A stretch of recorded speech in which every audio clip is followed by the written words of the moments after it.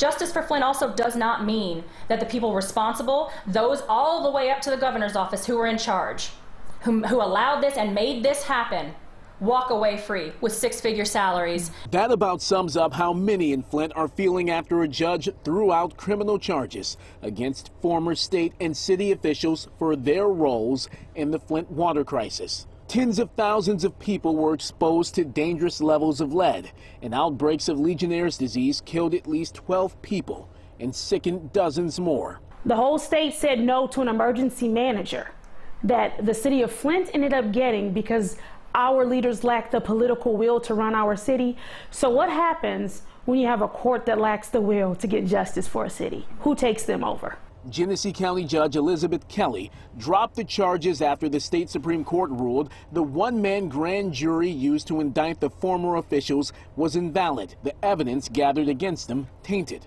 We're ecstatic, but she did the right thing. Randall Levine represents Rich Baird, one of the officials now in the clear. Mr. Baird is ecstatic.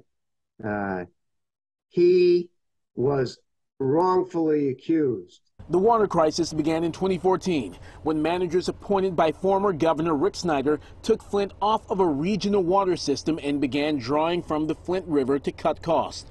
They never treated the water to lessen its corrosiveness, and as it flowed through old pipes, lead-filled water flowed into people's homes. We still drink, cook with, brush our teeth with, and try to wash our faces with bottled water. 8 years later, they still don't trust Flint water. Attorney General Dana Nessel got rid of the special prosecutor on the case when she took office in 2019 and appointed Solicitor General Fadwa Hamoud and Wayne County Prosecutor Kim Worthy to handle the prosecutions. They released a statement saying, "The prosecution has pledged to exhaust all available legal options to pursue this case, and that pledge remains. The team will review today's ruling and continue its pursuit of justice for Flint." And you want to talk about justice for Flint? This is not it. This is not it. Your attorneys, you're the Attorney General, you're the highest legal voice that we have here. Where is justice for Flint? My hope still in this is, if you're saying you are going to exhaust all legal possibilities, that you do not come to me a month later and say this was your last legal possibility. The state agreed to pay $600 million as part of a settlement with Flint residents, but the Attorney General's office says that compensation is not the same as accountability for those who allegedly allowed an entire town to be poisoned, and it is not the same as justice.